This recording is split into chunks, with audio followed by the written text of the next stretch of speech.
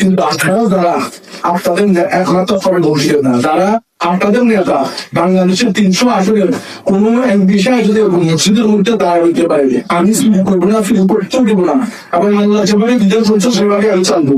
আমি কালকে আমার নির্বাচন বেড়াচ্ছি, আমি না কিছু আসবো না নির্বাচন করবো, কিন্তু করবেন বই কথাটা বলার নেই। কারণ বড় বড় দলগুলা যারা টাকা খরচ করতেছে, 200 কোটি টাকা খরচ করছে, 600 কোটি টাকা আমার টাকা নিয়ে চলে যাওয়া।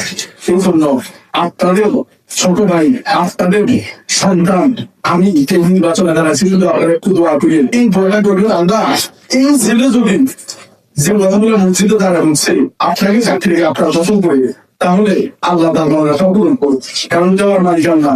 আমি আগে বলছি কোন মানুষের আঘাত করি না, কোন মানুষ আমার দেওয়ার দরকার নেই। আমি কারণ তো বিচার করি না, একবার তো আল্লাহর পথে আমার খুব ধরে দাঁড়াচ্ছি। আমি আমার জীবনে অনেক কথা গুলো ইচ্ছা করছি, কেউ মারা গেছে, কেউ দুনিয়াতে আছে, আমার হাসপাতালে এখন অনেকেই আছে, অনেকের শরীরে বিভিন্ন অঙ্গ নাই, খুব কামা করে খাই, হুমকি করতেছে।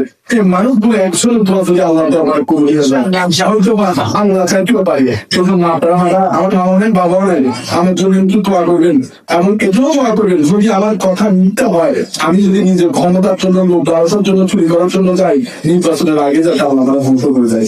আর যদি আমার দ্বারা পচা লাগে মানুষের মুখে হয়, আর আমার কথা যদি আল্লাহকে চাকরি রেখে যে পথটা বললাম সত্যি হয়, তাহলে শুধু আপনারা দোয়া করেন, ভোট দিতে হবে না মালিকের কাছে, মালিকের মানুষের মর্যাদা।